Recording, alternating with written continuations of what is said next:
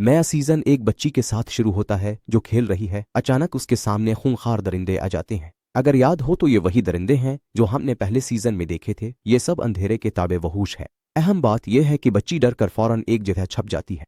वहां इससे हैरत होती है कि अंधेरा है और हमें पता चलता है कि वो अभी तक जिंदा है। अंधेरे का सरदार अपने पैरोकारों के साथ जमा था और उन्हें बता रहा था कि एक शख्स है जिसका नाम रेन है, वही ड्रैगन जिसने उसे मारने की कोशिश की थी, लेकिन नहीं जानता था कि इस तरह इसने उसे आजाद कर दिया। अब सरदार अपने पैरोकारों को हुक्म देता है कि रेन को ढूंढे, क्योंकि वो उसे अपने साथ मिलाना और उसकी ताकत को अपनी जादूगरनियों के साथ जंग में इस्तेमाल करना चाहता है। इसी दौरान सरदार इस बच्ची की मौजूदगी को महसूस करता है जो कुछ देर पहले आई थी। फौरन उसके पास जाता है और पता चलता है कि वो इसे अच्छी तरह जानता है, इसलिए पूछता है कि किस चीज से डर रही हो।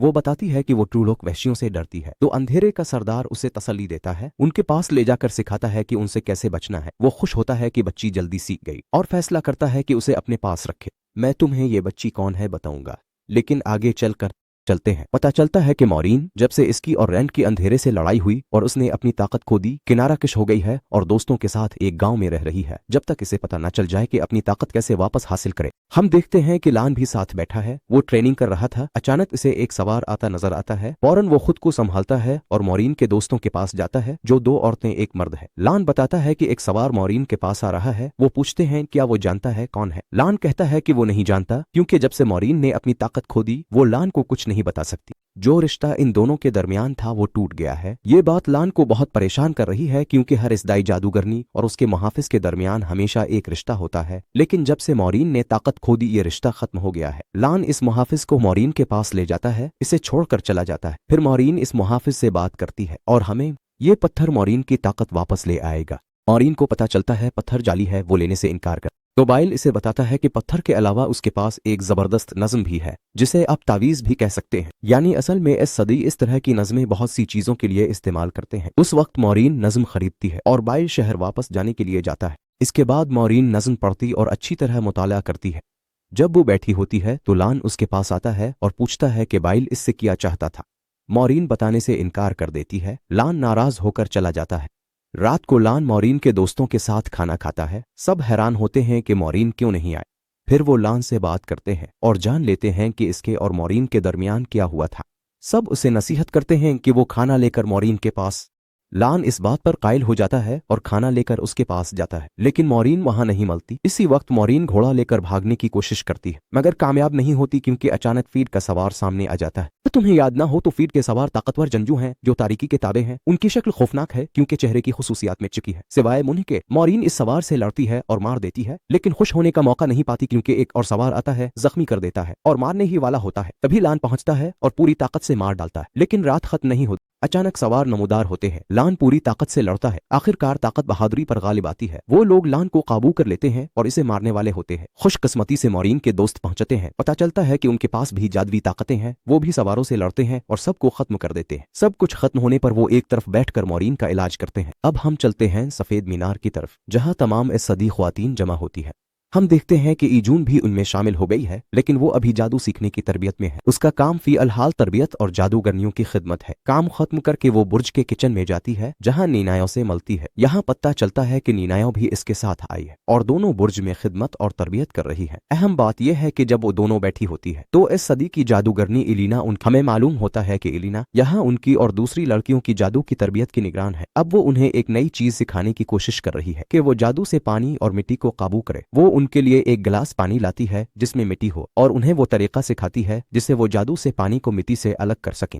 बदकिस्मती से नीनायो इस इम्तिहान में नाकाम हो जाती है। पता चलता है कि वो अरसे से मुसलसल नाकाम हो रही है और अपनी ताकत इस्तेमाल नहीं कर पा रही।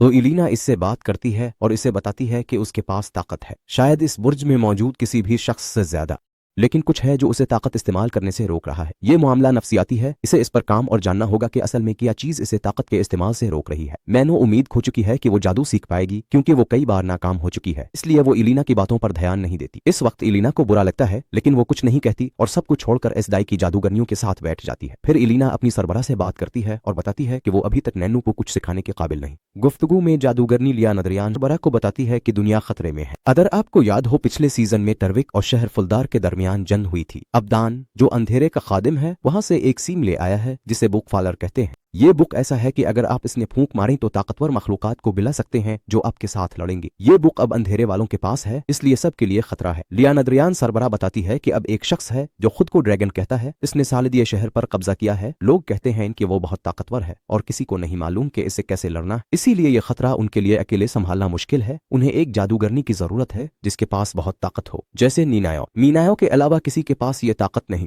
इसीलिए वो सदर से दरख्वास्त करती है कि इसे इजाजत दी जाए कि वो खुद नीनायो को तरबियत दे। सदर मान जाती है, हालांकि अना उसके खिलाफ है। वो खुशी से नीनायो के पास जाती है, लेकिन इसे कुछ नहीं सिखाती, बल्कि इस पर एक अजीब जादुई ताकत से हमला करके मीनायो की ताकत छीन लेती है।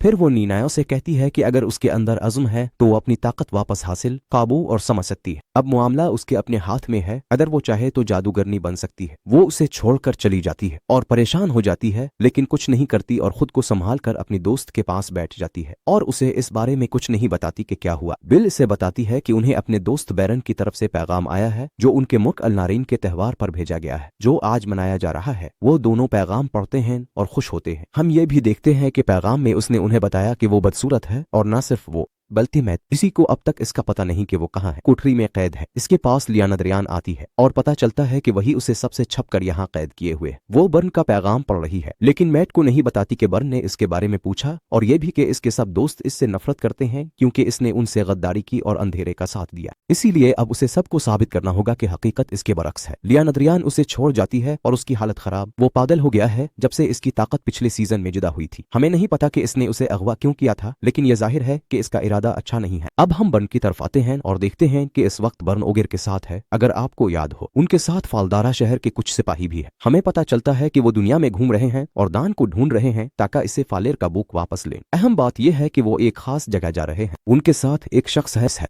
एलिस के पास आसार को गायब करने की खास सलाहियतें हैं। शायद इसने उन्हें पैगाम भेजा था कि वो आए, क्योंकि उसे बदून के बारे में कुछ मालूम था। जल्द ही वो एलिस के पास पहुंच जाते हैं। एलिस उन्हें बताता है कि वो इस जगह पहुंचा और वहां कुछ मुर्दा लोगों का गिरोह देखा। अपनी सलाहियत से इसे पता चलता है कि इन सब को बदून ने मारा है। इसके बाद एलिस उन्हें सब लोगों की लाशों के पास ले जाता है। इसी लम्हे इसकी आंखें बदलती हैं और भेड़िए जैसी हो जाती हैं, क्योंकि इसके पास भेड़िए जैसी ताकत है। जैसे ही इसकी आंखें बदलती हैं, वो सब कुछ देखता है जो हुआ और वो बदून और उसके सिपाहियों को देखता है जो लोगों को मार रहे थे और एक बच्ची को कैद कर लेते जो वाहिद जिंदा बची थी। शायद यही वो बच्ची है जो शुरू में अंधेरे के साथ थी और अभी तक हमें नहीं मालूम कि उन्होंने इसे क्यों लिया और बाकियों के साथ क्यों नहीं मारा। हिटकर वो सिपाही उन तमाम लाशों को दफनाना शुरू कर देते हैं और अपनी रिवायती जनाजे की रसूमात भी अदा करते हैं। वो फैसला करते हैं कि बदून की तलाश जारी रखेंगे और यहाँ वहाँ घूमना शुरू कर देते हैं। कुछ देर बाद वो बदून और उसके गिरोह को ढूंढने की बहुत कोशिश करते हैं। उनके साथ एक और शख्स भी था जो निशानात मिटाने में मदद कर रहा था। रास्ते में वो एक घर पहुंचकर इसमें दाखिल होते हैं। इसी लम्हे बैरन को नजर आता है कि इस घर के खानदान को बदून के गिरोह और उसके सिपाहियों ने कत्ल कर दिया था। लेकिन असल मसला नहीं है। मसला यह है कि बैरन को कुछ लम्हों के लिए लगा ये सब हकीकत है और वो अपनी रुया पर काबू नहीं पा रहा था। इसलिए इसे मशवरा देता है कि वो अपनी रुया पर काबू पाना सीखे, क्योंकि इसके पास भी बिल्कुल बैरन जैसी ही सलाहियत है। बैरन इस पर एतमाद नहीं करता, इसकी बातों पर ध्यान नहीं देता। सफर जारी रखते हैं। अचानक फीड के सिपाही की लाश मिलती है। वो नहीं जानते उसे किसने मारा, फिर भी परवाह नहीं करते और आगे बढ़ जाते हैं। एक गांव पहुंचकर फैसला करते हैं वहीं आराम करेंगे। अभी तक सब ठीक है, लेकिन मसला यह है कि रात को बैरन को दो बदून के आदमी घसीटते हुए ले जा रहे होते हैं।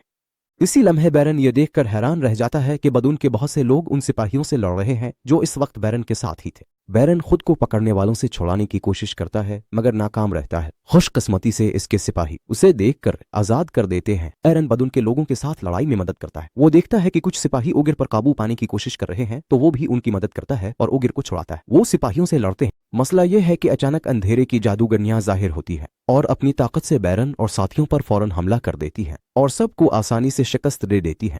अगले दिन बैरन खुद को फौजियों और गांव वालों के साथ बंधा पाता है और सिपाही हर तरफ से घेरे हुए। शाही जुलूस आता है जिसमें एक मलिका है। हमें पता नहीं चलता वो कौन है। इसके साथ वही अंधेरा है जो हम जानते हैं। यहाँ पता चलता है कि ये असल में अंधेरा नहीं बल्कि इसका मददगार है। बस जानते हो दोस्त, सब कुछ गड़बड़ हो गया है। ये समझने के लिए हमें आगे जाना होगा, क्योंकि मॉरीन और लां दोनों पिछली आखिरी लड़ाई के बाद बेहतर हो रहे हैं।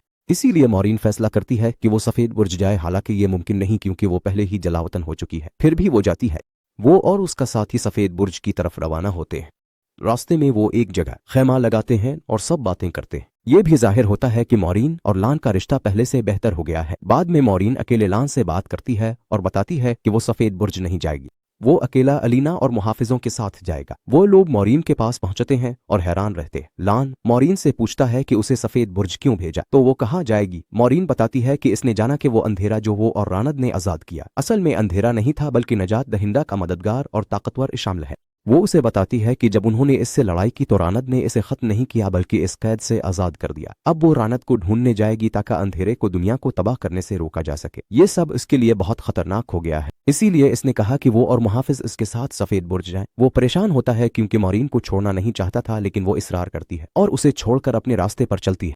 रैंड के हवाले से वो एक ऐसी जगह पर होता है और अपने तमाम दोस्तों को मार रहा होता है। सब मर जाते हैं, यहाँ तक के परियन भी। फिर वो अपने सामने तारीकी के मददगार ईशान को देखता है और कुछ नहीं समझ पाता। अचानक वो जाग जाता है क्योंकि ये सब सिर्फ एक डरावना ख्वाब था, इससे ज्यादा कुछ नहीं। जैसे ही वो जागता है इसके दिमाग में आवाज आती है, तुम सबको मार दोगे, तुमको मार दोगे। वैन के साथ ये मामला हाल ही में बार बार हो रहा है। वो नहीं समझ पा रहा कि इसके साथ क्या हो रहा है। हम समझते हैं कि ईशान उसे क्यों इल्जाम देना चाहता है। अहम बात यह है कि हमें पता चलता है कि रैंड एक शादीशुदा लड़के एक दूर दराज गांव में रह रहा है। वो उसे छोड़कर अपने काम पर जाता है और नफ्सियाती अमराज के अस्पताल में एक बूढ़े मरीज एरोन की देखभाल करता है।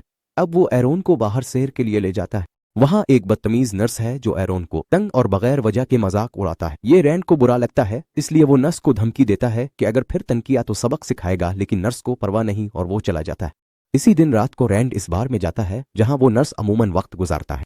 वो देखता है कि नर्स जा रही है, इसके पीछे जाता है। दोनों एक महफूज जगह पहुंचते हैं जहां कोई और नहीं। फिर वो अचानक इस पर हमला करके मारना शुरू कर देता है। अंधेरा रैंड पर गालिब आ चुका है क्योंकि वो इस आदमी को मुसलसल मार रहा है और उसके अंदर ना एहसास है ना हमदर्दी अरहम। वो उसे जादुई ताकत से मारता है, आम मार नहीं। एक लम्हे को उसे अपने किए का एहसास होता है, फौरन भाग जाता है, घर आता है और वो समझ नहीं पाता कि ये सब कैसे किया। मतलब ये कि रात गुजर जाती है और वो सो जाता है। अगले दिन वो अस्पताल जाता है तो डायरेक्टर डॉक्टर रैंड को बताती है कि आज से वो एक और मरीज की देखभाल करेगा, वही मरीज जिसकी देखभाल वो नर्स कर रही थी जिस पर कल हमला हुआ था। वो मानकर मरीज के पास जाता है। वो निकलता है लोगान, अगर याद ना हो तो वही शख्स है जो खुद ड्रैगन की देखभाल करता था और जादूगनियों को खत्म करने की कोशिश की थी। लेकिन इस वक्त मॉरीन और बाकी जादूगनियों ने इसे पकड़ लिया और उसकी ताकत छीन ली थी। रैंड और वो दोनों खुश हैं कि दोबारा मिले हैं, जैसे वो यही चाहते थे और अभी हमें नहीं मालूम वो दोनों मिलकर किया करेंगे। ये वाकया किसी और वक्त के लिए छोड़ देते हैं। अब हम दोबारा चलते हैं सफेद बुर्ज की तरफ। सफेद बुर्ज इत्तेफाकना बुर्ज में एक नई लड़की से मुलाकात होती है।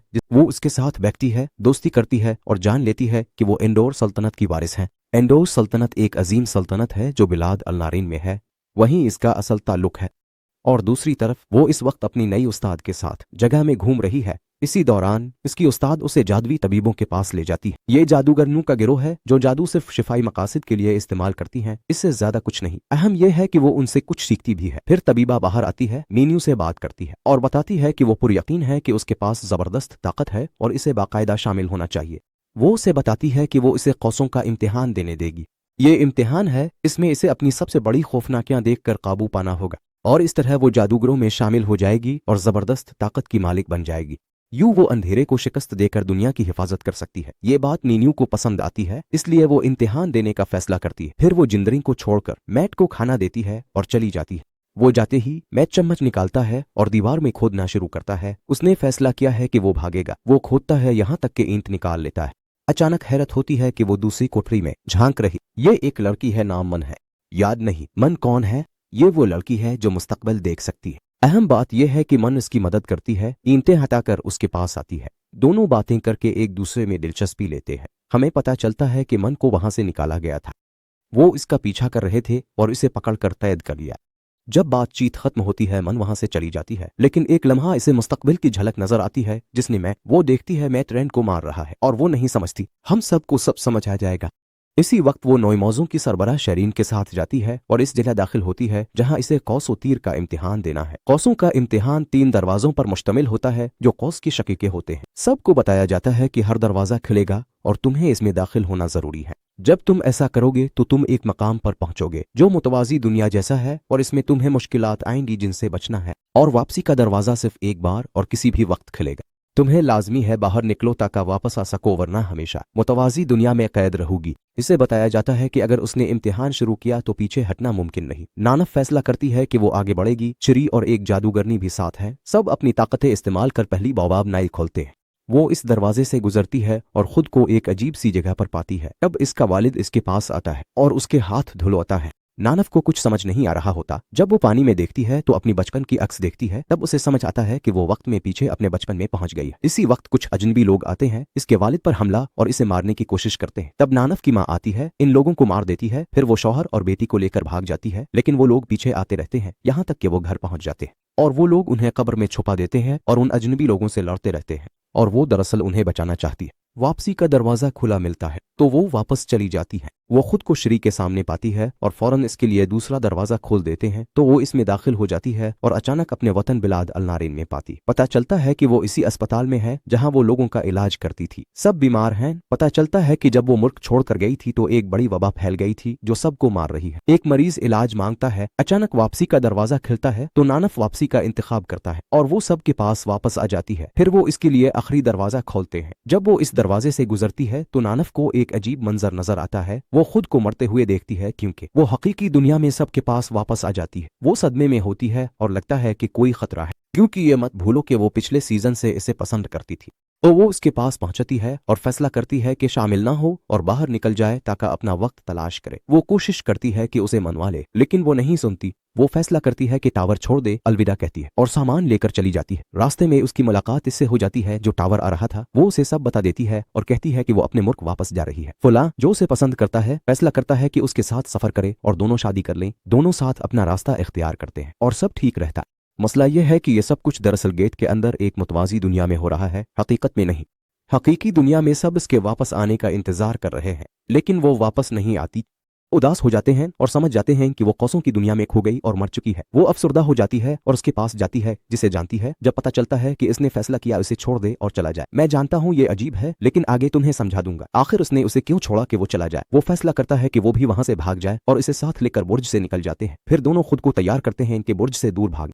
इस दौरान वो मैट से कहती है सामान तैयार करे कि वो चीजें लेने जा रही है सफर के लिए। हकीकत में वो किसी से मिलने जा रही होती है और यहाँ हमें पता चलता है कि वो दोनों मिले हुए हैं क्योंकि वो चाहती थी कि मैक भी भाग जाए। वो इससे कहती है कि उसे अभी एक खास जगह ले जाए और आगे हमें उसकी वजह समझ आएगी। वो लोग उसके कमरे में जाते हैं, लेकिन जब पहुंचते हैं तो देखते हैं कि वो अपना सामान समेट रही है। वो इससे नीनू के बारे में पूछते हैं तो वो बताती है कि वो कौसों के दरवाजों में से एक पर बैठी थी और यकीनन मर गई है। जाहिर है वो सदमे में आती है और खुद पर यकीन नहीं कर पाती, यहाँ तक कि कौसों वाले कमरे में बैठ जाती है इस उम्मीद पर कि नीनू वापस आ जाए। नीनू अब भी अपनी मुतवाजी दुनिया में जिंदा है। उसने मनलान में एक बच्ची को जन्म दिया है और वो लान अपनी बेटी और दोस्तों के साथ खुशी से जिंदगी गुजार रही है। लेकिन आज जब वो सब बैठे थे, अचानक इफरीत हमला कर देते हैं और सबको मार डालते हैं। सिवाय इसके वो पागल होने के करीब है और समझ नहीं पा रही क्या करे।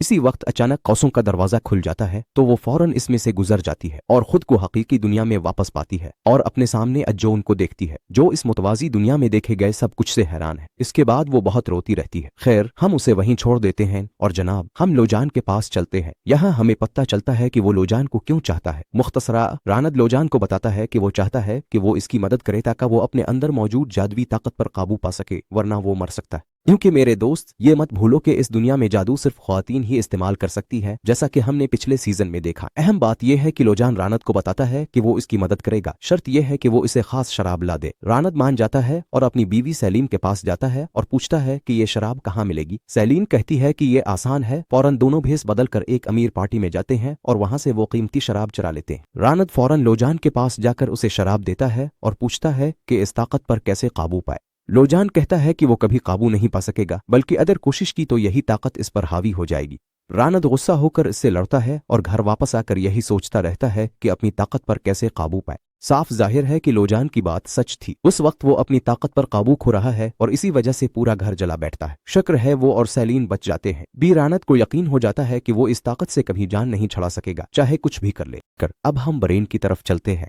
बरेन उस वक्त अपने तमाम साथियों के साथ इशअमल और उसकी मलिका के सामने खड़ा है। यहाँ हमें पता चलता है कि मलिका का नाम सो अजीम सल्तनत की मलिका थी, लेकिन यह सल्तनत इससे जबरदस्ती छीन ली गई थी। अब इशअमल और तारीकी की मदद से वो अपनी सल्तनत वापस ले रही है और ये गांव जिस पर उसने कब्जा किया है, इसकी सल्तनत वापस लेने के सफर का पहला कदम है। बात यह है कि ये औरत पागल है। वो एक कैदी से कहती है कि इसके सामने झुक जाए और वफादारी करे। वो इनकार करता है तो वो अपने आदमियों को हुक्म देती है कि उसे मार दो और वो उसे वहशियाना तरीके से कत्ल कर देते हैं। सब लोग डर जाते हैं और उसके सामने झुक जाते हैं। इसके बाद बर्न और दूसरों को गाड़ियों में डालकर शख्स के असल गांव ले जाया जाता है ताकि वो गुलामों की तरह काम करें। इसी वक्त इशअमल बर्न के पास आता है, तारुफ करवाता है कि वही इशअमल है, वही अंधेरे वाला शख्स जो बर्न के ख्वाब में था। मजाक उड़ाते कहता है रानद ने मार दिया था तो कैसे जिंदा है। इशअमल कहता है रानद ने कत्ल नहीं किया बल्कि आजाद कर दिया था। कहता है इसे मालूम है इसके पास जबरदस्त ताकत है और वो भेड़िया बन जाता है, इसीलिए वो इसके साथ शामिल होना चाहता है। वो इनकार करता है लेकिन इशअमल कहता है कि वो जबरदस्ती शामिल हो जाएगा और चला जाता है। फिर भेड़ियों का गिरोह बर्न की गाड़ी और बाकी गाड़ियों पर हमला करता है। शुक्र है अलीस पहुंचता है, गाड़ी का दरवाजा खोलता है, पता चलता है वही था जिसने बेड़िए बुलाए थे ताकि बर्न और कैदियों को आजाद करा सके। फिर वो और जनकाब भाग जाते हैं और एक जगह बैठकर खाना खाते हैं और वो बतौर भेड़िया अपनी ताकत के बारे में मजीद सीखता रहता है। हम उसे छोड़ते हैं कि वो खुद सीख ले। फिर सफेद बुर्ज जाते हैं, देखते हैं एक दोस्त उसके पास एक पैगाम आता है। वो ये पैगाम लेती है और हुर्से के पास जाती है जो उन जादूगरों में से एक है और वो स्टीडाई की लीडर की मुआविन है। इलियान इस हारसा को बताती है कि उसे इस पैगाम से पता चला है कि मगरिब पर मलिका सॉरियोस की तरफ से हमला हुआ है। हारसा से पूछती है तुमने जादूगरनियों से हमला क्यों ना रोका। तो हारसा इसे बताती है कि वो आजाद है, जो चाहे कर सकती है। उसका ख्याल है कि मगरिब में हमेशा जंगें होती है, ये बड़ी बात नहीं। इलियान को ये बात बुरी लगती है, इसलिए वो कुछ कहे बगैर वहां से चली जाती है और नाइनफ के पास बैठती है जो कमानों से निकलने के बाद बुरी हालत में है। इलियान उसे दिलासा देती है। फिर वो इसे बताती है कि उसे पैगाम मिला है कि मगरिब में हमला हुआ जिसमें बर्न और लोग मुतासिर हुए। इसके बावजूद कोई जादूगरनी वहां नहीं गई हालात संभालने। इस पर नाइनफ को गुस्सा आता है और वो फैसला करती है कि अपने दोस्तों को हर हाल में आजाद कराएगी। इसीलिए वो जाती है और इलियान से मदद मांगती है। इलियान फैसला करती है वो मदद करेगी, सिर्फ वो नहीं, वो भी उनके साथ जाती है। फिर वो सब एक खुफिया रास्ते से बुर्ज से फरार होते हैं क्योंकि अजौन अभी तक बाकायदा जादूगरनियां नहीं बनी है, इसलिए इनके लिए बाहर जाना मुनासिब नहीं। वो सब भागने वाले हैं लेकिन अचानक लिएंद्रा आती है और तीनों को जादू से मार देती है। तुमने ऐसा क्यों किया अभी तक हमें मालूम नहीं। अमूमी तौर पर हमें अंदाजा होता है कि वो अंधेरे के फायदे के लिए काम कर रही है। ये साबित होता है जब हम मन के पास जाते हैं जो मैथ के साथ सराय में है। फिर दोनों सराय के कमरों में सोने जाते हैं लेकिन मन सो नहीं पाती क्योंकि उसे एक ख्वाब आता है। इस लम्हे हमें पता चलता है कि मन ने इलियान से तय किया था कि वो इसे वहां ले जाएगी जहां वो चाहती और उसके बदले में इलियान मन सलाहियत नहीं देगी वो मुस्तकबिल की झलक देख सके क्योंकि ये मामला इसे बहुत थका चुका है। अब मन को पता चलता है कि इलियान ने भेजा कि वो इससे मिले और इलियान बताती है कि वो चाहती है मन उसे एक खास शहर तक ले जाए। अगर वो कामयाब हुई तो मुस्तकबिल देखने की सलाहियत ले ली जाएगी। ड्री होने के बावजूद वो मान लेती है और फैसला करती है कि उसे इस शहर ले जाएगी। दूसरी तरफ इस शहर में जहां रैंड रह रहा है, शहर में एक अमीर बूढ़ी औरत है जिसका कबीर अपनी बड़ी बहन से मिलने की तैयारी कर रही है। कुछ देर बाद इसकी बड़ी बहन आती है। पता चलता है वो मौरीन है। मैं जानता हूं तुम नहीं समझ रहे। मौरीन उनवीर से बड़ी है। मैं तुम्हें बताना चाहता हूं कि जादूगरों के पास ये सलाहियत है कि वो इसी हालत में कई साल जिंदा रह सकते हैं, इसीलिए इनवीर मौरीन से बड़ी लगती है, हालांकि वो इसकी छोटी बहन है। मौरीन उनवीर को बताती है कि वो यहाँ काम के लिए आई है और फौरन चली जाएगी, फिर रुखसत हो जाती है। मौरीन अस्पताल जाती है और लोजान से मिलती है जो इससे नाराज है और इसे मारना चाहता है क्योंकि इसने उसकी ताकत छीन ली थी। मौरीन कहती है कि वो इसकी ताकत वापस करेगी 2 शर्तों पर। पहली, रैंड का पता बताए, दूसरी, रैंड की मदद करे और उसे सिखाए कि ताकत पर कैसे काबू पाना है। तो जाहिर है लोजान मान जाता है और वो मुत्तफिक हो जाते हैं। अब रैंड की बात करते हैं। रैंड सैलीन के घर की मुरम्मत कर रहा होता है जो जल गया था। इसी दौरान सैलीन आती है और कहती है बाहर चली, माहौल बदल लें जब तक मजदूर घर बना रहे। रैंड मान जाता है और उसके साथ चल पड़ता है। कुछ देर बाद मौरीन पहुंचती है लेकिन इसे वहां नहीं मिलता तो वो गुस्सा होकर वापस घर चली जाती है। वहां वो अपनी बहन इनवीर से पूछती है कि क्या वो इसका पता जानती है। खुशकिस्मती से इनवीर को आमतौर पर शहर की हर बात का इल्म होता है। मौरीन रैंड की जगह आसानी से पता लगा लेती है। मौरीन खुश होकर फौरन रैंड के पास जाती है। उस वक्त हम रैंड को पहाड़ पर देखते हैं जहां वो और सैलीन बैठे हैं। अचानक फिद के सवार ने हमला किया। रैंड फौरन इससे लड़ता है लेकिन इसे हरा नहीं पाता और मजबूरना जादू इस्तेमाल करके सवार को खत्म कर देता है। इसी वक्त सैलीन को इसकी ताकत का अंदाजा हो जाता है और वो डर जाती है, मगर रैंड तसल्ली देता है तो वो पुरसुकून हो जाती है और सब कुछ भूल जाती है। उस वक्त वो इलीना मुहाफिजों और खानदान के साथ था। मौरीन से दूरी की वजह से मुश्किलात का सामना है लेकिन फिर भी उन्हें उबूर करने की कोशिश करता है और अब तक कोई मसला नहीं। मसाइल तब शुरू होती हैं जब इलीना को एक खतरनाक पैगाम मिलता है। वो फौरन अपने दोनों मुहाफिजों को इकट्ठा करती है और इसे पता चलता है कि जो पैगाम मिला है वो खून की एक नज्म अजादुई मंतर है और जानने के लिए यही नज्म सबसे पहले मरन के पास आई थी। इस नज्म से मुहाफिजों को पता चलता है कि इलीना को मालूम हुआ कि शामिल ने तारीकी की पैरोकार लानफीर को ताकतवर है और रैंड और मौरीन तक पहुंच सकती है और उन सब से लड़ सकती है। इसीलिए मौरीन ने इसरार किया कि वो इससे दूर रहे क्योंकि उसे इस नज्म से ये बात मालूम हुई। उसने लान को खुद से दूर कर दिया ताकि उसे नुकसान न पहुंचे। 1 मिनट, दरअसल वही सैलीन है। रैंड की बीवी। ये हमें पता चलता है क्योंकि वो रैंड के साथ बैठी है। अचानक मॉरीन आती है और कत्लो गारत शुरू कर देती है। रैंड पागल हो जाता है और मॉरीन से लड़ने को तैयार हो जाता है, मगर मॉरीन बताती है कि वो इंसान नहीं, लानफीर है, अंधेरे के ताकतवर पैरोकारों में से है, और ये भी कि वो अभी मरी नहीं। थोड़ी देर रैंड फौरन मॉरीन के साथ भाग जाता है। जैसे ही वो निकलते हैं हम देखते हैं कि सेलीन यानी लानफीर आंखें खोलती है और सेहत में वापस आ जाती है। अहम बात यह है कि रैंड और मॉरीन काफी देर भागते हैं, यहाँ तक कि वो दूर निकल जाते हैं। रैंड मॉरीन से पूछता है क्या हो रहा है। रैंड को पता चलता है कि जब इसने माजी में अंधेरे से लड़ाई की थी तो इसने ना अंधेरे से लड़ाई की ना कुछ और वो असल में अंधेरे का मददगार था। बदकिस्मती से वो इसकी मदद कर रहा था कि उसे कैद से आजाद कर दे। पता चलता है कि इस वक्त अंधेरा इसका पीछा कर रहा है, ताकि उसे अपने कब्जे में ले और अपनी तरफ शामिल कर ले। इसीलिए मैं आई। रैंड घबरा जाता है, इसलिए वो बगैर एतराज मॉरीन के साथ भागने का फैसला करता है। वो दोनों एक औरत के पास जाकर 2 घोड़े लेते हैं और उन्हीं पर सवार होकर वहां से फरार हो जाते हैं। वो लोग मॉरीन की बहन नाफेर के घर जाते हैं, जहां उसका बेटा बारस भी होता है। मॉरीन इसे देखकर खुश होती है क्योंकि काफी अरसे से नहीं देखा था। फिर मॉरीन अपने कमरे में जाती है, सोचकर रैंड को बुलाती है और बात करती है। रैंड को पता चलता है कि अगर वो ऐसे ही भागते रहे तो दुश्मन पीछा करती रहेगी, इसलिए अब उन्हें मुख्तलिफ तरीके से खेलना होगा। वो रैंड से कहती है कि सो जाओ, क्योंकि दुश्मन उसी वक्त इसके ख्वाब में आएगी और तब ही वो इसे शिकस्त दे सकता है। रैंड सोता है और ख्वाब देखता है। अब हम कशाम्र और उसकी सल्तनत की तरफ जाते हैं, जहां इस वक्त सोरोस और कैदियों से पूछ हो रही है, जिनमें ओजर भी है जो हिलेन की सल्तनत के कैदी है। वहां हिलेन का बादशाह तोराक भी है। यहाँ पता चलता है कि सोरोस तोराक के मातहत हुकूमत करती है और शाही दरबार का हिस्सा समझी जाती है। इस वक्त तोराक सोरोस को डांटता है क्योंकि वो उसकी इजाजत के बगैर शहर पर कब्जा करने गई थी और सजा के तौर पर आर्जी तौर पर दरबार से निकाल देता है और कहता है कि वो अपने कमरे में जाए। इसके बाद इशामल तोराक से बात करता है और बताता है कि वो इसके लिए तोहफा लाया है। फिर हुब आता है। ये देखकर बादशाह तोराक खुश होता है क्योंकि इसकी जिंदगी का ख्वाब है कि वो दुनिया पर राज करे। ये मददगार होगा। अगले दिन हम देखते हैं कि वाजवान और इलान सोरोस के पास जाते हैं और इसे सलाम पेश करते हैं। यहाँ हमें यकीन हो जाता है कि इलीन अंधेरे के हिसाब से काम कर रही है क्योंकि वो इससे कुछ खास चाहती है जो हमें आगे पता चलेगा। यह है कि वो तीनों को सोरोस के हवाले कर देती है और खुद चली जाती है। जैसे ही वो जाती है, इलान और वाजवान सोरोस के सिपाहियों और जादूगरों से लड़ते हैं, उन्हें दूर करने में कामयाब हो जाते हैं और फिर भागते हैं। मीनफ और इलीन भी फरार हो जाती हैं, मगर उसे गिरफ्तार कर दिया जाता है। हम नीनफ और इलीन के साथ आगे बढ़ते हैं क्योंकि वो भी सोरोस के जेरे असर शहर में जाते हैं ताकि छप सके, लेकिन ऐसा नहीं होता। अचानक एक अजनबी आता है और दोनों को मार देता है, जिससे वो बेहोश हो जाती है। अगले दिन होश में आती हैं तो वही अजनबी और एक औरत आते हैं। औरत बताती है कि वो इस कबीले की जादूगरनी है। अजनबी उसका मुहाफिज है। उसने उन्हें देखकर पहचान लिया और अगवा कर लिया ताकि सोरोस के आदमी ना पहुंच सकें। और पता चलता है कि जब सोरोस के आदमी किसी जादूगरनी तक पहुंचते हैं तो उसके साथ बहुत बुरा सलूक करते हैं। तो शुक्र है कि वो उनसे बचकर निकल आए।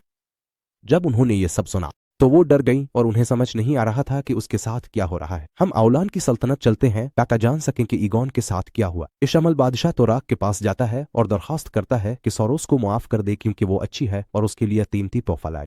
तो तोराक जाता है, सोरोस को तोहफा लाने देता है। फिर सोरोस आती है और उसके साथ कीमती तोहफा ईगोन होता है। इसी वक्त हुब ईगोन की गर्दन में तोप डाल देता है और उसके साथ कुत्ते जैसा सलूक करता है। हमें पता चलता है वो लोग उसके साथ ऐसा ही सलूक करते रहेंगे जब तक वो अपनी जादुई ताकत पर काबू ना पाले और बादशाह की फरमाबरदार ना बन जाए। हमें यह भी नहीं मालूम कि वो इसके साथ क्या करेंगे। दूसरी तरफ मेरा दोस्त फैसला करता है कि एलिस को छोड़ दे ताकि ओजोर और बाकी कैदियों को बचाए। रास्ते में इसे एक गिरोह नजर आता है जो पिंजरों में कैद है। इसका दिल पसीज जाता है, खास तौर पर एक लड़की फिंदी है जिसे वो आजाद करने वाला है। इसी वक्त एक शख्स आता है नाम डाइन। डाइन ने बताया यह कैदी सफेद अबाहे वालों के गिरोह से, बेहतर उन्हें छोड़ दे। बैरन मानता और खामोशी सफेद अबाहे वालों को छोड़ देता है। ये लोग इंतहा पसंद गिरोह हैं, पिछले सीजन में नजर आए थे। वो कमरे में रात गुजारता है और अगले दिन रवाना होता है। जब वो अपने कमरे में बैठा होता है तो सफेद अबाहे वालों का सरदार आता है। फिर डाइन आता है और इसे पैसे देता है ताकि उसे खरीद ले क्योंकि वो ताकतवर है। वो सब कुछ तय करते हैं, सब कुछ ठीक हो जाता है। एक और राय थी, वो उफनिदा के पास जाता है और इसे भी पिंजरे से आजाद करता है। जैसे ही वो भागने लगते हैं, सफेद अबाहे वाले डाइन की क़ियादत में हमला कर देते हैं। उफनिदा और बैरन फौरन लड़ते हैं, लड़ाई शदीद होती है। वो सबको खत्म कर देते हैं, सिर्फ डाइन को जिंदा छोड़कर फरार हो जाते हैं। वो फैसला करते हैं कि हिलेन की सल्तनत जाएं, शायद वहां किसी कैदी को आजाद कर सके। इसी वक्त दूसरी तरफ रैंड ख्वाब में था, इसके सामने लानफीर थी। रैंड कोशिश करता है कि लानफीर को यकीन दिलाए कि वो इससे मोहब्बत करता है और वो उसकी बात पर कुछ हद तक यकीन करने लगती है। रैन को हौसला मिलता है। वो इशमल की जगह पूछता है। वो कहती है कि जगह बता सकती है, शर्त है कि वो मॉरीन से दूर रहे। वो बताती है कि मॉरीन अच्छी शख्सियत नहीं, क्योंकि इसने जानबूझकर लोगान को यहाँ भेजा ताकि तुम्हें जादू सिखा सके। हालांकि वो जानती है कि तुम इस ताकत से जान छुड़ाना चाहते हो। उसने तुम्हारी ख्वाहिश का एहतराम नहीं किया। इसी वक्त रैन डर के मारे नींद से जाग जाता है और जो कुछ इसने जाना था वो उसे बताता है कि वो इससे दूर रहेगा। फिर वहां से चला जाता है और सो जाता है। वो ख्वाब में देखता है कि इसने दोस्तों को मार डाला जैसे देखता आया है।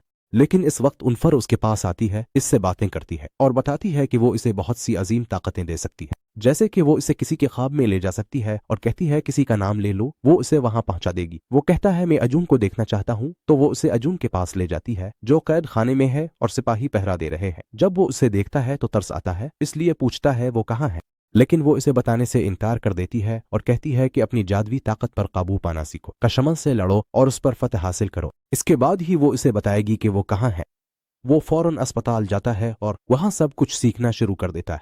इसके बाद वो अपने घर जाता है, लेकिन घर में दाखिल होने से पहले वो शहर देखता है और हमें पता चलता है कि यही वो शहर है जहां कमर को लाया गया था। अहम बात यह है कि वो दोनों यकीन नहीं कर पाते कि वो दोबारा मिल गए हैं। एक दूसरे को मोहब्बत से गिले लगाते और साथ बैठते। वो सारी बातें सुनाता है जो उसके साथ हुई। आखिर में पता चलता है कि वो कल सफर करेगा और इशमल को ढूंढ कर मारेगा। वो फैसला करता है इसके साथ शामिल हो, मगर उसे छोड़कर किसी और के पास जाता है और बताता है कि वो रैन के साथ है। इसी वक्त उसे समझ आता है कि इशमल यही चाहता था ताकि वो रैन को मार सके, जैसा कि इसने अपनी पुरानी रुया में देखा था। चूंकि मनमात से मोहब्बत करती थी, इसे पता चलता है कि वो इसके साथ नहीं जा सकता क्योंकि वो उसे मार देगा। मात सदमे से बदलता है।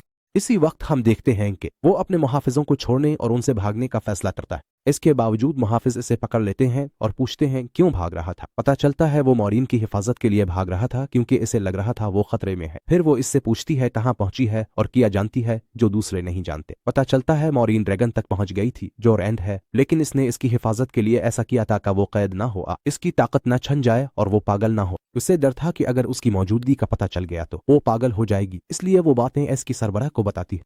फिर वो सबको बुलाकर उसे सब कुछ बता देती है, तो वो फौरन अपना सामान उठाकर मॉरीन के पास अपनी बहन के यहाँ चली जाती है और अभी तक हमें नहीं पता कि वो इसके साथ क्या करेगी। इसी दौरान एक जादूगरनी आती है जिसका नाम रेना है। वो अजून से बार बार कहती है कि वो उसकी इताअत करे ताकि वो जादू सीख सके, लेकिन वो इनकार कर देती है और उस पर हमला करने की कोशिश करती है। तो रेना उसके गिले में तोक के जरिए उसे अजियत देती रहती है, मगर कुछ नहीं हुआ। वो देर तक आजाद होने और रेना पर हमला करने की कोशिश करती रही, लेकिन नाकाम रही और बहुत तकलीफ बर्दाश्त की। आखिरकार उसने रेना के आगे सर झुका दिया। फिर रेना ने इसे जादू सिखाना शुरू कर दिया ताकि वो भी जादूगरों में शामिल हो सके। इसी दौरान वो इस जादूगरनी के साथ बैठती है जो इससे पहले आई थी, जिसका नाम रीमा है, और वो उसे इसके अगवा और सारी बातें बता देती है। तो वो फैसला करती है कि उसे आजाद करे।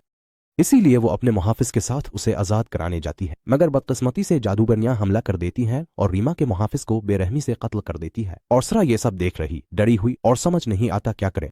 दूसरी तरफ मॉरीन के पास वो उसे सफेद बुर्ज ले जाती है और वहां इससे तफ्तीश शुरू करती है। वो मॉरीन से खुश नहीं होती क्योंकि मॉरीन ने इससे झूठ बोला, अपनी ताकत के बारे में नहीं बताया और ना ये कि वो ड्रैगन तक पहुंच गई। उसने बताया कि अब वही रैंड के बारे में फैसला करेगी। फौरन असवान को बाहर निकाल कर रैंड को बुलाती है। फिर वो इससे कहती है कि वो इसे सफेद बुर्ज में कैद रखेगी, क्योंकि अगर शामिल इस तक पहुंच गए तो वो इसे दुनिया को तबाह करने के हथियार के तौर पर इस्तेमाल करेंगे। जाहिर है कोई नहीं चाहता ऐसा हो। उसने बताया वो उसे ताकत इस्तेमाल करना सिखाएगी, लेकिन उसकी और जादूगरनियों की निगरानी में। ये सब सुनकर रैंड ने खुद को सवान पर हमला करने के लिए तैयार किया, लेकिन पलक झपकते ही वो उसकी ताकत छीन लेती है। इसके बाद वो इससे पूछती है कि कहाँ जा रहा था, तो पता चलता है कि वो हिलेन की सल्तनत, खास तौर पर फालिम शहर जा रहा था क्योंकि ईगोन वहां अगवा हो गई है और इसे आजाद कराना जरूरी है। इस पर सवान हंसकर कहती है कि ड्रैगन को फालिम में जाहिर होना चाहिए, इसीलिए अंधेरा भी चाहता है कि वो वहां जाए, लेकिन ये नहीं होगा और उसका ऐलान सिर्फ यहाँ सफेद बुर्ज में ही होगा। वो अपनी बात मुकम्मल करती है। विल्मा आती है, इसे सवान का क्या हुआ पता चलता है, तो उसे ये पसंद नहीं आता और वो सवान से रैंड को रहा करने का मुतालबा करती है। सवान इनकार कर देती है और रैंड को कैद खाने में बंद कर देती है। वो सोता है तो ख्वाब में इनफर से मिलता है और कहता है कि कुछ करे और इसे भगा दे ताकि वो फालिम जा सके, इस अमल से लड़ सके, अजून को आजाद करा सके। वो मान लेती है, खुद को संभालती, शहर में घूमती और आग लगाती रहती है। इस तरह तमाम जादूगरनियां मसरूफ हो जाती है और आग बुझाने को चली जाती हैं, सिवाय मुहाफिजा के जो मॉरीन और रैंड के साथ रहती है ताकि उन्हें भागने ना दे। इसी वक्त मौरीन की एक दोस्त आती है जिसे हमने शुरू में देखा था। वो इससे झूठ बोलती है कि सवान इसे मदद के लिए बुला रही है, तो मुहाफिजा चली जाती है और सब भाग जाते हैं। मौरीन, इसकी दोस्त और रैंड वहां से निकलकर इलीना से मिलते हैं और सब बात करते हैं। उनकी बातों से पता चलता है कि उन्होंने पहले ही रैंड को भगाने और वहां पहुंचाने का मंसूबा बनाया था ताकि वो इशमल को मारे। अब मौरीन सबको अलविदा कहती है और रैंड को एक ऐसी जगह ले जाती है जहां जादुई दरवाजा है जो उनके लिए फौरन फालिम जाने का रास्ता खोल देगा। इससे पहले कि रैंड अपनी ताकत इस्तेमाल करे और दरवाजा खोले, वो मौरीन से कहता है कि वही उसे खोले क्योंकि इसकी ताकत रोकी नहीं गई जैसा कि वो समझ रही थी, क्योंकि असल में अंधेरे वालों में से कोई भी इसकी ताकत रोक नहीं सकता। ये सब सिर्फ एक वहम है, इससे ज्यादा कुछ नहीं। मौरीन हौसला पकड़ती है और रैंड की मदद से अपनी ताकत दोबारा इस्तेमाल करने में कामयाब हो जाती है और दरवाजा खोल देती है। लेकिन इससे पहले कि वो अंदर जाए, सवान उन्हें रोक देती है और मना करती है।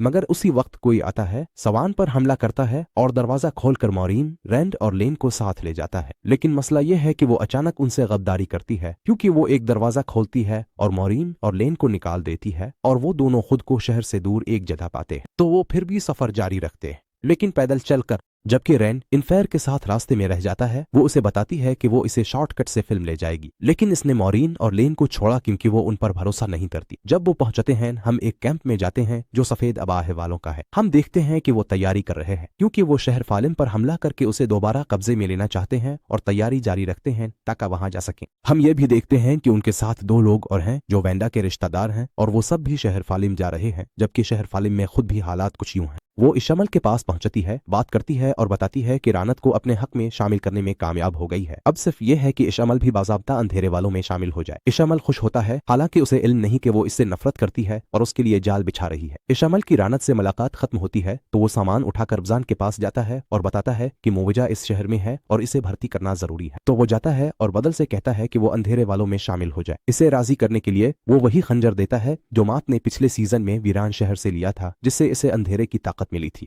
खंजर लेकर वहां से चला जाता है ताकि सोचे और दोबारा अंधेरे वालों में शामिल हो सके। लेकिन मात खंजर को हाथ नहीं लगाता, बल्कि उसे लकड़ी में लगाकर नेजा बना लेता है। फिर रमजान के पास जाता है, मुहाफिजों को मार देता है और रमजान को छोड़कर वहां से भाग जाता है ताकि दोस्तों तक पहुंच सके और उनकी मदद कर सके। इस दौरान सफेद अबाहे वाले शहर पर हमला कर देते हैं। मिज्जता, जादूगरनिया और उनके साथी उन पर हमला और लड़ना शुरू करते हैं। इसी दौरान मित्तल शहर में दाखिल होता है। सामने बादशाह और उसके आदमी होते हैं। वो सबको फौरन खत्म कर देता है और आगे बढ़ता है। बालोन और उसके साथी अपने साथियों से मिल जाते हैं जो पहले ही भाग चुके होते हैं और उनके पास बदल होता है। अब वो हर सिपाही से लड़ना शुरू करते हैं ताकि बदल की हिफाजत और अपने साथियों को ढूंढ सके। उधर इसके पास जादूगरनी आती है जो उसे तरबियत देती है और बताती है कि उसे फौरन इसके साथ कश्ती पर जाना होगा ताकि वो पानी में सफेद जोगा पोशों पर हमला करे। लेकिन वो इनकार करती है। इससे पहले कि वो कुछ करे, अचानक एक गोला बुर्ज पर गिरता है और इसे तबाह कर देता है। इसी वजह से वो रेना के हार से आजाद हो जाती है, रेना पर हमला करती है और इसे खत्म कर देती है।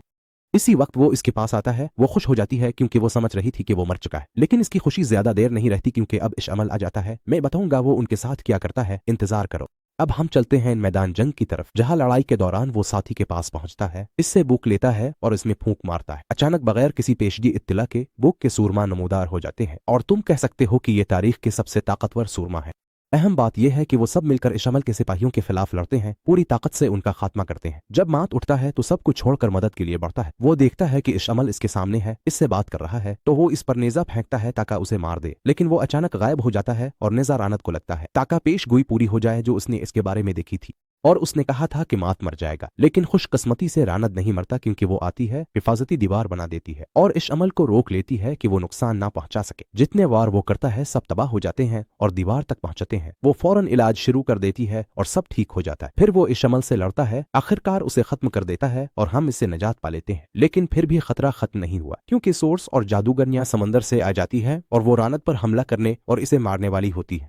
लेकिन अपने उन्हें देखा वो शहर पहुंच गए हैं। फौरन ताकत इस्तेमाल करती है, उन पर हमला करती है और सोस के बेड़े को तबाह कर देती है। आखिरकार खतरा खत्म हो जाता है। यहाँ एक चीज होती है जो ख्वाबो ख्याल में नहीं आ सकती। अचानक आग का अजदहा नमूदार होकर बुर्ज को घेर लेता है और उसका निशान एक पेशगोई है जो हर अजदहे के साथ पूरी होती है। इस तरह दुनिया को पता चलता है कि रानत असल अजदहा है। जिंदाबाद। वैसे वो इन लोगों में होती है और रानत के लिए खुश रहती है। इससे पता चलता है कि वो वाकई इससे मोहब्बत करती थी। ये सब ड्रामा अधोका नहीं था। इसकी तकरीबात खत्म होकर वो कमरे में चली जाती है जहां वो अचानक अंधेरे के मददगार मजदिन से मिलती है जो उसके कर रही होती है। मजदिन ने लिम्फर से बात की और उसे बताया। शमल ने इसे और अंधेरे के साथी को उनकी कैद से आजाद किया क्योंकि वो लिम्फर पर भरोसा नहीं करता था। अब उसे पता चलता है कि शामिल की मौत के बाद वो और बाकी मददगार सबको इस रिंद और सबको खत्म कर देंगे। मजदिन इस पर हंसती है, डराकर छोड़ देती है और चली जाती है। यहाँ इस सीरीज का सीजन खत्म होता है। बदकिस्मती से सीरीज अभी मुकम्मल नहीं हुई, उसका तीसरा सीजन भी है। अफसोस है कि प्रोडक्शन मुकम्मल नहीं हुई, शायद हम उसे अगले साल देखें। तो अभी तक मैं तुम्हें इससे ज्यादा कुछ नहीं बता सकता। खुदा हाफिज।